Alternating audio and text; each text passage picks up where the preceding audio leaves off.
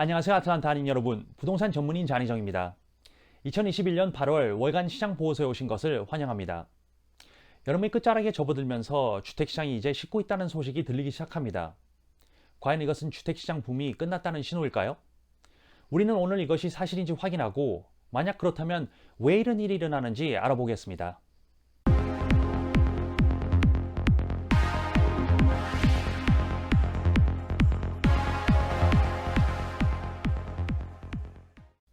현재 주택시장에 대해 논의하기 전에 먼저 주택시장 거품에 대한 이야기를 하고자 합니다.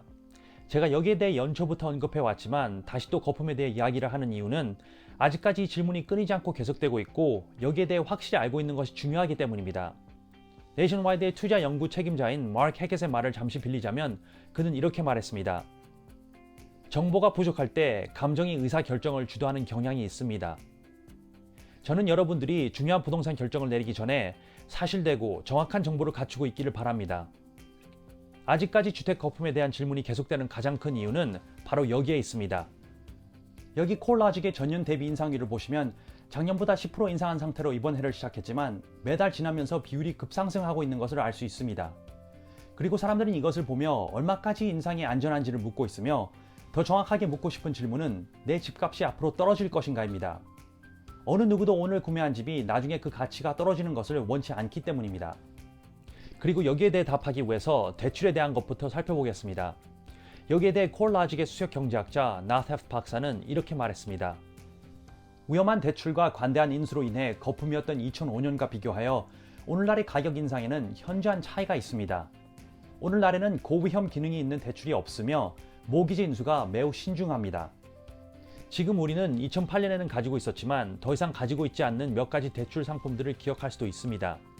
그런데 만약 이런 상품들이 다시 출시된다는 소식을 들으셨다면 현재 시장의 현실은 이렇습니다. 연준은 최근 2006년과 작년을 비교하여 신용 점수가 620점 미만인 모기지 발행을 보고했습니다.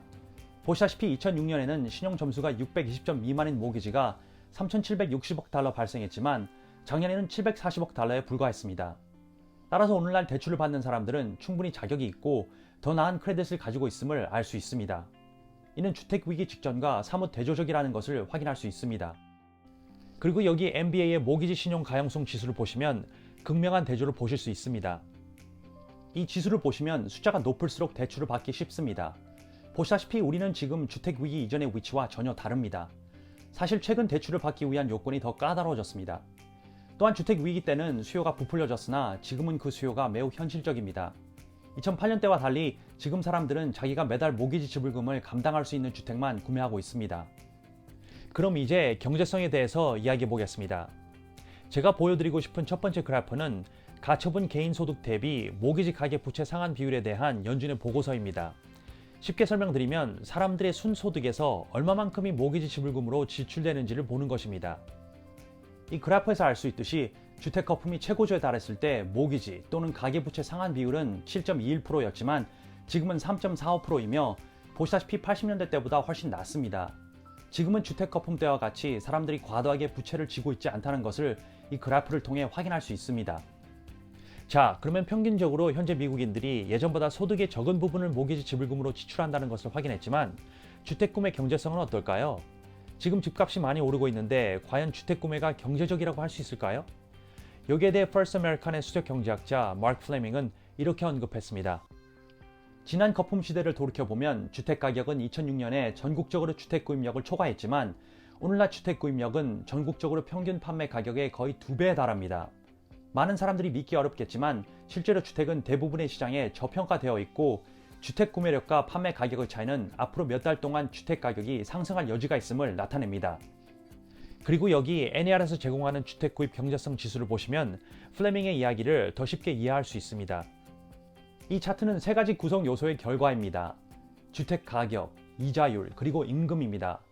그리고 숫자가 높을수록 더 저렴하다는 뜻입니다. 만약 요즘에 사람들이 더 이상 집이 경제적이지 않다는 말을 한다면 어느 때와 비교하는지 물어보셔야 합니다. 왜냐하면 지난 2년 동안은 주택이 지금보다 저렴했지만 3년 전과 비교하면 지금이 더 저렴하고 확실히 주택시장 위기 전보다 훨씬 더 저렴합니다. 그러면 주택 거품에 대한 이야기는 오늘 여기까지 하고 잠시 모기지율에 대해 이야기해 보겠습니다. 저는 UA 프로그램이 시작된 이후로 계속 여기에 대해 주시해 왔으며 지금 현재는 어떻게 진행되고 있는지 말씀드리겠습니다. UA 프로그램이 처음 도입되었을 때 전문가들은 미국의 전체 모기지 중 30%가 가입될 것이며 이 모두가 나중에 foreclosure로 진행될 가능성이 있다고 생각했지만 실제로 일어난 일은 사뭇 달랐습니다. 실제로 전체 모기지 중 8.47%만이 가입했고 지금은 많은 사람들이 탈퇴하여 그 수치가 3.5%로 떨어졌습니다.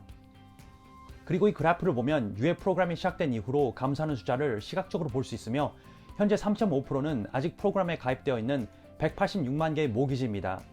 이것은 대단한 진전이며 우리는 이 숫자가 시간이 지남에 따라 계속 줄어들 것으로 예상할 수 있습니다. 자, 블랙나이트의 최신 데이터에 따르면 현재 UA 프로그램에 가입된 주택 소유자들의 87%가 자기 집의 최소 10%의 에quity를 보유하고 있다고 합니다. 따라서 그들은 주택을 매각하여 foreclosure를 피할 수 있겠지만 나머지 13%, 20만에서 30만 명의 사람들은 결국 foreclosure를 신청할 가능성이 있다고 합니다. 물론 사람들이 자기 집을 잃어버리는 것은 보고 싶지 않지만 설령 20만에서 30만 명의 주택이 모두 차압당한다 해도 이것을 지난 주택 위기와 비교하면 숫자에 매우 큰 차이가 있습니다. 왜냐하면 월스트리트저널가 이렇게 언급했기 때문입니다. 2006년과 2014년 사이에 약 930만 가구가 압류를 당하거나 집을 대출 기간에 양도하거나 부실 판매로 매각되었습니다.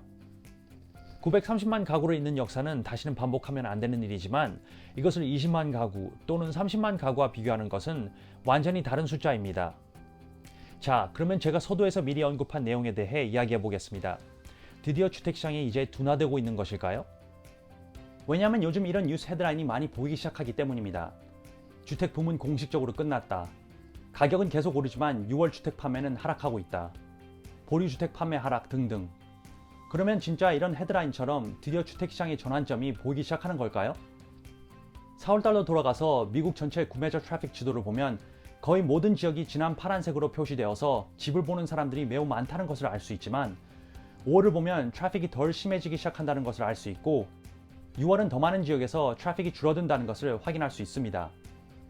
그러나 아직까지 구매자 트래픽은 여전히 높기 때문에 더 이상 주택을 구매하려 여러 개의 오퍼가 앞으로 들어오지 않을 거라는 것은 아닙니다. 그러나 지금 우리는 시장에 더 많은 매물이 들어오는 것을 볼 수 있고 이로 인해 실제로 주택을 놓고 경쟁하는 사람들이 줄어든 것을 알 수 있습니다. 집을 보기 전에 스케줄을 잡는 프로그램의 지수를 보면 4월부터 집을 보기 위해 예약하는 사람들이 줄어들기 시작했음을 알 수 있습니다.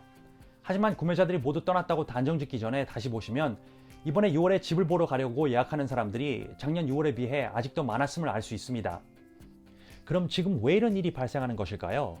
혹시 계절의 영향이 아닐까요? 왜냐하면 작년에 휴가를 가지 못해서 올해는 가능한 한 사람들이 더 많은 휴가를 가는 것이기 때문이기도 할 것입니다.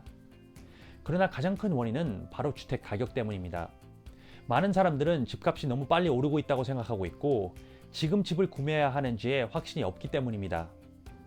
이분들의 생각을 충분히 이해할 수 있습니다. 왜냐하면 여기 5월달 전년 대비 주택 가격 인상률을 보면 FHFA는 18%, 콜로직은 15.4%, 그리고 C실러는 16.6%를 기록하고 있습니다. 만약 여러분이 진지하게 집을 구매하고자 하시면 다른 경쟁자들을 피할 수 있어서 지금이 적기라고 할 수 있습니다. 그러나 지금 모든 것이 갑자기 구매자들에게 유리하게 바뀌고 앞으로 집값이 떨어질 것을 예상하신다면 그러지 않을 거라는 것을 말씀드리고 싶습니다. 여기에 대해 NAR의 수석 경제학자 로런스 유는 이렇게 설명합니다. 광범위한 수준에서 주택 가격은 한정된 매물 상황으로 인해 위험해지거나 하락하지는 않을 것이지만 연말에는 가격이 더 느린 속도로 상승할 것으로 예상합니다. 이상적으로 주택 가격은 소득 증가에 따라 대략적으로 같이 증가하므로 2022년에도 이와 같이 더 많은 주택과 신규 주택이 시장에 출시되면서 지속될 것입니다. 결국에는 주택시장이 정상으로 돌아오는 것을 보게 될 것이지만 시간이 좀 걸릴 것입니다. 오늘은 이것이 제가 여러분들께 전해드릴 모든 정보이며 이 정보들이 중요한 부동산 결정을 내리는데 도움이 되었기를 바랍니다. 다음 달에도 더 유익한 정보로 찾아뵙겠습니다. 안녕히 계세요.